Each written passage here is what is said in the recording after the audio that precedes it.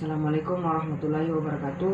Perkenalkan, nama saya Niko Saputra, NIM 2003 1050 1098. Pada kesempatan kali ini, saya akan membahas mengenai perencanaan promosi kesehatan. Pendahuluan.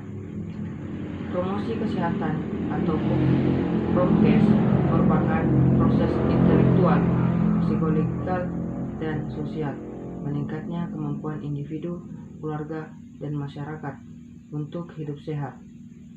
Perencanaan promkes merupakan bagian dari siklus administrasi yang terdiri dari 3 fase, yaitu fase perencanaan atau menyusun kegiatan yang akan dilaksanakan dengan cara-cara yang sistematis untuk mencapai tujuan tertentu. Langkah-langkah perencanaan dalam proses kesehatan adalah: A. Menentukan kebutuhan promkes. B. Mengembangkan komponen promkes. Yang pertama, menentukan kebutuhan promosi kesehatan. 1. Diagnosis masalah Green. Pada tahun 1980 telah mengembangkan suatu model pendekatan yang dapat digunakan untuk membuat perencanaan dan evaluasi kesehatan yang dikenal sebagai kerangka PRESIDE atau Predisposing, Reinforcing, and Enabling Causes in Educational Diagnosis and Evaluation. PRESIDE memberikan serial langkah yang menolong perencanaan untuk mengenal masalah mulai dari kebutuhan pendidikan sampai pengembangan program untuk memenuhi kebutuhan tersebut. Namun demikian, pada tahun 1991 Green menyempurnakan kerangka tersebut menjadi PRESIDE, jadi Proceed hingga Proceed, Policy, Regulatory, Organizational, Construction in Educational and Environmental Development. Langkah-langkah PRESIDE. Fase 1. Diagnosis sosial. Social Need Assessment. Fase ini merupakan proses penentuan persepsi masyarakat terhadap kebutuhannya atau terhadap kualitas hidupnya, serta aspirasi untuk meningkatkan kualitas melalui partisipasi. Fase 2. Diagnosis epidemiologi adalah identifikasi faktor yang berpengaruh terhadap kualitas hidup seseorang atau masyarakat. Fase 3. Diagnosis perilaku dan lingkungan merupakan identifikasi masalah perilaku dan lingkungan, baik lingkungan fisik maupun lingkungan sosial yang berpengaruh terhadap masalah kesehatan. Fase 4. Diagnosis promosi dan organisasional adalah kegiatan untuk mengidentifikasi faktor predisposisi yang meliputi pengetahuan, sikap, persepsi, kepercayaan, dan nilai atau norma yang diyakini masyarakat setempat. Sumber data masyarakat yang dibutuhkan oleh seseorang. Perencanaan promosi kesehatan dapat berasal dari berbagai sumber, seperti 1. Dokumen yang ada. 2. Langsung dari masyarakat, di mana kita bisa mendapatkan data mengenai status kesehatan masyarakat, perilaku masyarakat, dan determinan dari perilaku tersebut. 3. Petugas kesehatan di lapangan. 4. Tokoh masyarakat. Cara pengumpulan data yang dapat dilakukan. 1. Key Informant Approach. Informasi yang diberikan dari informan kunci melalui wawancara mendalam, focus group discussion atau FGD, sangat menolong untuk memahami masalah yang ada. 2. Community Forum Approach. Melalui forum diskusi, di sini health promoter bersama-sama masyarakat mendiskusikan masalah yang ada. 3. Simple Survey Approach. Cara ini yang paling valid dan akurat karena estimasi kesalahan bisa diseleksi. Namun, cara ini cara yang paling mahal. Metode yang diterapkan wawancara dan observasi. 2. Menetapkan prioritas masalah. Langkah yang ditempuh: A. Menentukan status kesehatan masyarakat. B. Menentukan pola pelayanan kesehatan masyarakat yang ada. C. Menentukan hubungan antara status kesehatan dengan pelayanan kesehatan masyarakat. D. Menentukan determinan masalah kesehatan masyarakat meliputi tingkat pendidikan, umur, jenis kelamin, ras, letak geografis, kebiasaan perilaku, dan kepercayaan yang dianut. Dalam menentukan prioritas masalah, kita harus mempertimbangkan beberapa faktor seperti: A. Beratnya masalah dan akibat yang ditimbulkannya. B. Pertimbangan politis. C. Sumber daya yang ada di masyarakat. 2. Mengembangkan komponen promosi kesehatan. A. 1. Menentukan tujuan. Pada dasarnya, tujuan utama promosi kesehatan adalah untuk mencapai 3 hal, yaitu: A. Peningkatan pengetahuan dan atau sikap masyarakat. C. B. Peningkatan perilaku masyarakat yang ada akhirnya akan mempengaruhi. C. Peningkatan status kesehatan masyarakat. Tujuan promosi kesehatan dibuat dengan syarat: A. Spesifik fokus. B. Measurable atau dapat diukur. C. Appropriate atau tepat. D. Reasonable atau masuk akal, layak. E. Time bound. 2. Menentukan sasaran promosi kesehatan. Sasaran dalam promosi kesehatan adalah individu, kelompok, maupun keduanya. 3. Menentukan isi promosi kesehatan.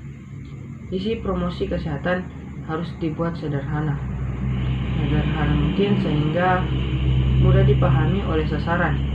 Bila perlu, isi pesan dibuat dengan menggunakan gambar dan bahasa setempat sehingga sasaran merasa bahwa pesan tersebut memang benar-benar ditunjukkan untuknya, yang sebagai akibatnya sasaran untuk melakukan isi pesan tersebut. 4. Menentukan metode promosi atau pendidikan kesehatan juga sebagai suatu proses di mana proses pendidikan kesehatan yang menuju tercapainya tujuan promosi, yakni perubahan perilaku dipengaruhi oleh banyak faktor. Di bawah ini akan diuraikan beberapa metode promosi atau pendidikan individual, kelompok, dan massa publik. A. Metode promosi individual perorangan. Dalam promosi kesehatan, metode yang bersifat individual ini digunakan untuk pembina perilaku baru atau membina seseorang yang telah mulai tertarik kepada suatu perubahan perilaku atau inovasi. 1. Bimbingan dan penyuluhan. 2. Interview atau wawancara. B. Metode promosi kelompok. Dalam memilih metode promosi kelompok, harus mengingat besarnya kelompok sasaran serta tingkat pendidikan formal dan sasaran. 1. Kelompok besar yang dimaksud. Kelompok besar adalah apabila peserta penyuluhan itu lebih besar dari 15 orang. Metode yang baik untuk kelompok besar ini antara lain ceramah dan seminar. 2. Kelompok kecil. Apabila peserta kegiatan ini kurang dari 15 orang, biasanya disebut kelompok kecil. 3. Metode promosi kesehatan massa. Metode pendidikan atau promosi kesehatan secara massa dipakai untuk mengkomunikasikan pesan-pesan kesehatan yang ditunjukkan kepada masyarakat yang sifatnya massa atau publik. 5. Menentukan media promosi kesehatan adalah sarana atau upaya untuk menampilkan pesan atau informasi yang ingin disampaikan oleh komunikator, baik itu melalui media cetak, elektronika, TV, radio, komputer, dan sebagainya, dan media luar ruang, sehingga sasaran dapat meningkatkan pengetahuannya, yang akhirnya diharapkan dapat merubah perilakunya ke arah positif terhadap kesehatan. A. Tujuan media promosi kesehatan. 1. Media dapat mempermudah penyampaian informasi. 2. Media dapat menghindari kesalahan persepsi. 3. Dapat memperjelas informasi. 4. Media dapat mempermudah pengertian. 5. Mengurangi komunikasi yang verbalistik. 6. Dapat menampilkan objek yang tidak bisa ditangkap dengan mata. 7. Memperlancar komunikasi, dan lain-lain. B. Penggolongan media promosi kesehatan. 1. Berdasarkan bentuk umum penggunaannya. Berdasarkan penggunaan, media promosi dalam rangka promosi kesehatan dibedakan: A. Bahan bacaan, modul, buku rujukan atau bacaan, folder, pamflet, majalah, buletin, dan sebagainya. B. Bahan peragaan, poster tunggal, poster seni, flipchart, transparan, slide, film, dan seterusnya. 2. Berdasarkan cara produksi. Berdasarkan cara produksi, media promosi kesehatan dikelompokkan menjadi: A. Media cetak, B. Media elektronika, C. Media luar ruang, yaitu media yang menyampaikan pesannya di luar ruang secara umum melalui media cetak dan elektronika secara statis. 6. Menyusun rencana evaluasi.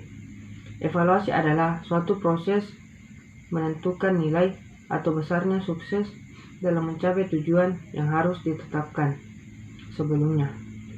AFA.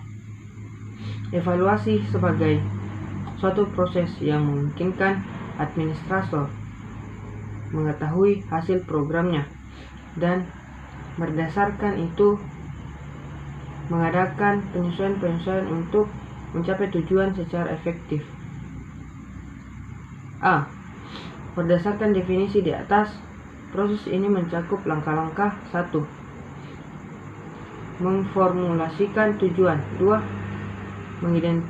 Mengidentifikasi kriteria untuk mengukur sukses. 3. Menentukan dan menjelaskan besarnya sukses. 4. Rekomendasi untuk kegiatan program selanjutnya. B. Maksud atau tujuan penilaian. C. Penilaian dilakukan oleh 1. Pihak dalam atau pelaksanaan program. 2. Pihak luar program. D. Waktu melakukan penilaian. 1. Penilaian rutin. Penilaian yang berkesinambungan, teratur, dan bersamaan dengan pelaksanaan program. 2. Penilaian berkala. Penilaian yang periodik pada setiap akhir suatu bagian program, misalnya pada setiap 3 bulan, 6 bulan, 1 tahun, dan seterusnya. 3. Penilaian akhir. Penilaian yang dilakukan pada akhir program atau beberapa waktu setelah akhir program selesai. E. Penilaian dilakukan pada 1. Input meliputi masukan, bahan, teknologi, saran, manajemen. 2. Proses pelaksanaan program promkes. 3. Output hasil dari program.